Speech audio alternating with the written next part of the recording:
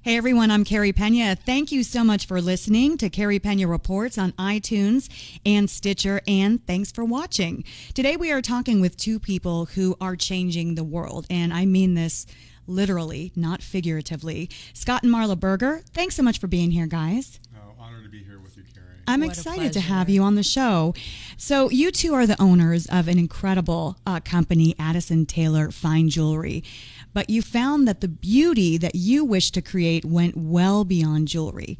And I'm so excited to share your story with our viewers and our listeners. We're going to talk about your work with the Pope and why you will soon meet the Queen of England in just a few minutes. That's a good tease right there. But first, I want to hear more about your backstory as entrepreneurs, because you have a cool story about how you made it to where you are today. You had to make a choice between cheesecakes and diamonds. Tell me about that. Well, great story. Growing up, I loved cooking and came across an incredible cheesecake recipe, and I turned it into my own and went to college and making cheesecakes for my friends and dinner parties and kept going from there. And then, were you like the most popular guy on your college campus? I pretty much was. As a starving college student. They were saying, we're all in, we're paying for everything, just cook for us. Yeah. So we lived pretty large and ate very well. And after meeting Marla and getting married and so forth, we had something there. The cheesecakes were, wow, people are saying you need to do something with this. So we started our own cheesecake company called Scarla's Cheesecakes, which we were the first Brangelinas. Scott and Marla, Scarla's Cheesecakes. 26 years ago. 26 years ago. And started selling to all the beautiful restaurants and caterers and on and on and on. And then had the opportunity to get into the diamond business with a friend from Israel. And cheesecakes are diamonds. Diamonds were a little bit more profitable, but then went into the diamond business. But we still, to this day, have people asking us making them cheesecakes, which we do, and we're talking about doing it again, believe it or not. Marla, I want to hear from you. When you guys first decided to start Addison Taylor, I understand that a friend complimented you, Scott, on the engagement ring for Marla that you had custom created, you designed. You're a talented kind of guy. You guys both are pretty amazing people. And then you guys decided that you would start this jewelry company. And I love the backstory with you, your love story, because you weren't scared to encourage him to go and do this. Tell me about that. Yeah, not at all. I definitely encouraged Scott. That was his passion, was designing. And he told me, he said, I get such a high. It feels so good to make people happy, to see the smile on their face when they come in and see a finished piece just lit him up. And he said, this is what I need to do. I said, well, then you need to do that. How can you not do that? You need to pursue your passion. I'm intrigued at how you've built this really successful jewelry company without really advertising. How did you do that? Just the care and love and compassion I put into each piece. And I've always started about education and uniqueness and really sitting with that individual to pick the things that they like and combine different designs, whether modern or Art Deco or antique or whatever it may be for that person, and turn it into their one-of-a-kind design, whether it's their engagement ring, their wedding bands, a pendant, earring. It's just, you have to do it correctly and make sure that individual loves it. I get more excited than my friends because I see it before I start sketching it out. So really, you're all based on customer service, and so you get it's all referral business. Everything. We don't, as you said, we do not advertise. There's no walk-in traffic. We have it set up as a private gallery, not because, we're this and that, because we want to take the time and care and take that individual by the hand and just create something so special for them, whether it's a piece that's $1,000 or $10,000 or there's no to what we'll do. Yeah, in this day and age, customer service is extremely important in business. Was it scary though, building up a business like this? I mean, there is a lot of fear and anxiety when you're an entrepreneur and you're following your passion, yes, but you never know what tomorrow's going to bring. What advice do you have for people who might be listening or watching in terms of how to push through that fear and anxiety? it was scary, but we just, your intuition, your faith, it's the right thing, and that was your purpose. So you just have to follow your heart and know what's right. And it may be hard at the beginning, but you're going to do what makes you happy and know it's the correct choice. So follow your heart, follow your intuition. It's never wrong. I love what you guys have built too, because I'm really big into authentic brands. So you stay true to who you are as people, and then you articulate that to the community. And clearly your message has resonated because you have built up an unbelievable Facebook following. How many followers do you have? Just under 140,000, and we don't do the promotional pages. And Marla and I look at each other. We're getting 1,000 to 1,500 to 2,000 likes each week, and it's because we're telling real stories. It's not Hallmark moments, or I'm sharing beautiful moments in individuals' lives about the piece we created, and the responses we're getting are just overwhelming. And I also post inspirational things or uplifting things, so just real life. It's not, and I'm doing it myself. I don't have someone hired. I just follow our hearts. Yeah, I was in your office with you, and you said, I have 100 something on my Facebook page. I said, 100 people? And you go, no, like 100,000. It's like, what? It's just you in your office, Facebooking. Everything tells a story. I love it. Now, there is a big buzz in the business world about being socially conscious and making this part of your brand.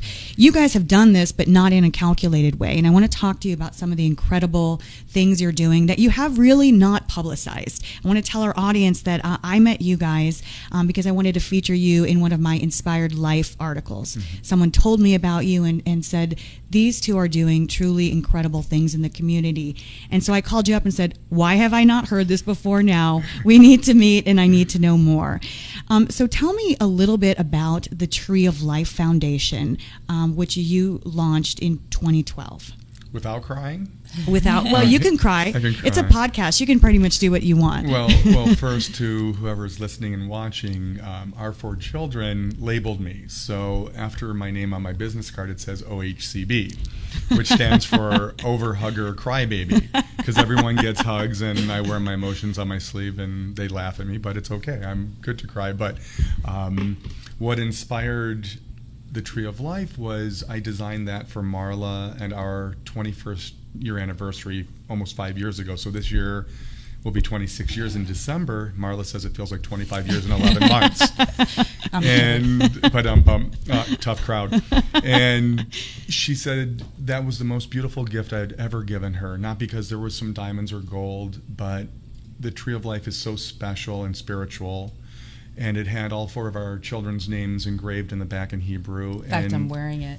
And it's so beautiful. And she gets to wear our kids close to her heart. And she said that was it. That was our aha moment. That was our purpose in life, why we met. Not because of our healthy, beautiful children or our home or whatever, but to help change the world. The Tree of Life is to plant the seed. It's about educating everyone, not just children, more importantly, but the adults, and building the foundation and the branching of the tree around the world and literally growing to the heavens above. So Marla says as well, we want to unify all mankind. We want to bring us together as one. There's no black, white, pink, yellow, Christian, Jewish, Buddhist, Muslim. We're all the same.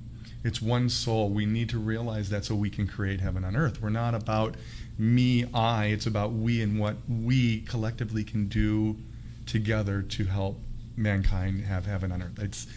I'm holding back, but it's what our purpose was, and that was the inspiration. She inspired me to do and follow our path of not just the jewelry business, but what we're here to do together to help so many in the world. And so from there, you guys have, amazing things have happened over the last 4 years that have brought you to where you are today. You're involved in numerous charity efforts, but you don't just make a donation or sign your names, which those things are great too. I don't mean to diminish anyone who takes part in a charity effort. Absolutely. But you really get fundamentally involved in causes that you believe in, and this is all part, Marla, of your Tree of Life. That's right. Tell me how that is and how you keep expanding the tree, because it's so impressive what you're doing. Well, like I mentioned before, everything tells a story, and that is what the Tree of Life is about. ultimately it is to unify all mankind, that we're all out for a cause.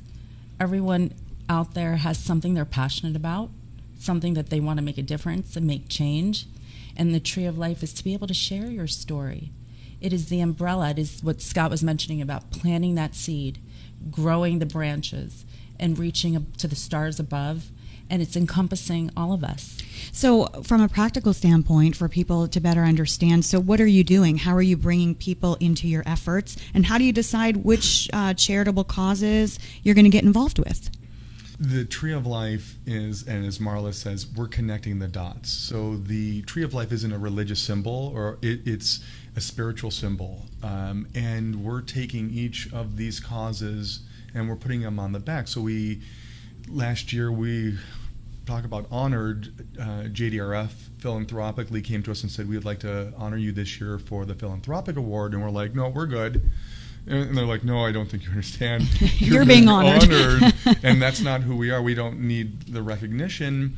But we gratefully said thank you. But Marla and I said, what a gift. We turned around and designed a whole collection for juvenile diabetes with their logo and the diabetic symbol on the back of the Tree of Life. So not only is it sharing their story, it's helping them become sustainable, working for the cause, and then connecting, oh, you're wearing a Tree of Life. What is that with that? And Child Help came to us. And so it's connecting, and then it just keeps going and going because we figured out a way to help every charity share their story.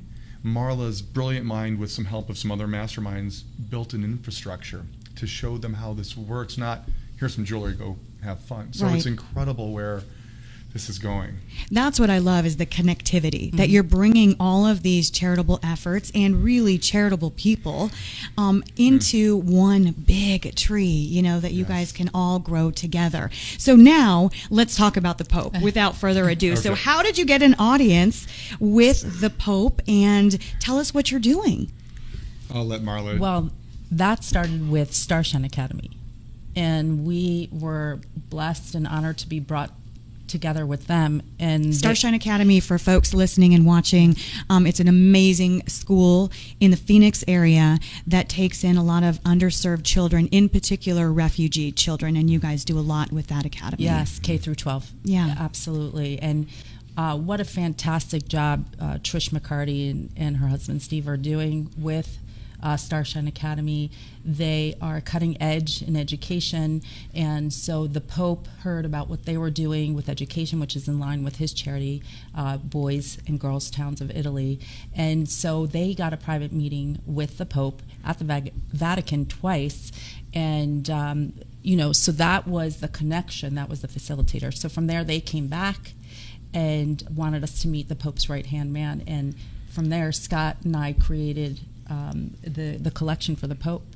What kind of honor was that? And Scott, touch on the fact that we were talking before the show about how you've been complimented because you guys are devout Jews and, very active in the Jewish community. But what's important is that it's not about being Jewish or Catholic or whatever your religion. Mm-hmm. This is bigger. It is. It's beyond us, and this is what we're trying to create, that message that we're all the same. There's no religion better than another. There's no race, color. We're all the same, and again, back to unifying all mankind, and this is our purpose. I see what the Pope's doing, and as a religious Jew, I embrace that and want to let that message be heard by everybody. Get over what you think your political religion is about. Realize we're all the same and we can make a difference. We can all come together, and back to we can create heaven on earth, and just see the light and love that we're all trying to share. Because there's so much hate, but there's a lot more love. We just don't always hear about it. And I said this to the cardinal that was visiting us from Ethiopia in our gallery. I said, this one drop of light will break through all the darkness in the world. And I went on for 15 minutes to talk about it. He got so excited. He was about to be like, yes! And he didn't. And he's like, I agree, and we need to continue to share that light and love. So we are running short on time, but I do want to touch before we wrap on the shifting consciousness, and this is what's bringing you to London. And you guys are going to Buckingham Palace. Yes. Can I go in your suitcase? I mean, what? I mean, Well, I was going to say I'm not high maintenance, but I need all my dresses. So you guys are going to Buckingham Palace with a group of world leaders, visionaries. So can you kind of just sum it up what that's going to be about? And it's coming up soon. It's coming up soon, the end of October. Wow. We are invited 2 out of 14 that will be part of this group staying at Windsor Castle, and we are going to be together with leaders around the world and visionaries, people who want to make change. We are shakers and movers, and so the royal family heard about the group that's coming, and they are coming to visit with us. And I think what's important is that you are shakers and movers, visionaries, but you're doers. We are doers. You put your ideas into action. And by the way, I'm so excited to be following your story. We're going to be shooting a great in-depth story with you guys when you get back. And for all of our followers and subscribers, you can see that on inspiredmedia360.com. So just going full circle, your journey, starting out as a very talented cheesecake maker, and you guys got married, fell in love, well, probably the other way around, but have gone on this tremendous journey together and are setting such an example for your kids and the community. What does it feel like to go home at the end of the night and know how much good you're putting out into the world? That's what it's about. I mean, that's what gets us up in the morning, knowing we can do more for not just one person, because people need to understand you will reach one person, but that one person will reach another. And again, just get up and make a difference. Don't talk about it. Do, give, inspire another, educate, whatever it may be. I don't stop thinking about it, and I know Marla doesn't stop thinking about it. Absolutely. We all have it in us. We all have the Marla, do you think it gives you a greater sense of joy as a person? You have such a sense of calm about you, which is a good counterbalance for your husband, by the way. You have such a good, but do you think that it is, because I love talking to business people who find a balance, because it can be stressful trying to be successful, make more money, run our lives. So for you, what kind of calm has this given you, knowing what you're contributing? Wow, it's a great question. It does give me a lot of calm. It excites me too, though. But so there is that balance, and it makes me feel great that I can also show our children how to give back and the importance, and they're doing the same thing. And I think that's what's important, is to bring up kids and put them into the community that we know they're going to make a difference, because that's our duty, that's our obligation, right, when we bring in children to this world. And where can people find out more about you guys? Oh, we're Facebook, Addison Taylor Fine Jewelry, our website, www.addisontaylorfinejewelry. We're on Instagram. Call me. Seriously, we're open books. We want to share this message and how everyone can get involved with any cause we're working on, and that's what I love about social media and why we were brought to you or you were brought to us. There's no by chance. That's one thing that we also believe in. Everyone comes together for a reason. Good people come together to make great things happen, to make a difference in this world. So call. Absolutely. And if someone has a story to share before we're headed out to Windsor Castle, we will be very open to hearing what someone has to add. Absolutely. Love having you guys on the show. You know, I live to tell inspirational stories, and yours is surely one of those. Thank you guys so much. Really appreciate it. It's our pleasure. Thanks for listening and watching us here on our live stream. You can see the show on my Facebook page always, at Carrie Pena, or on our site, inspiredmedia360.com. And be sure to subscribe so you can stay in touch with us. And we always love to hear your feedback. Today's show produced and engineered by Shannon Hernandez, brought to you by Inspired Media 360. Until next time, stay inspired.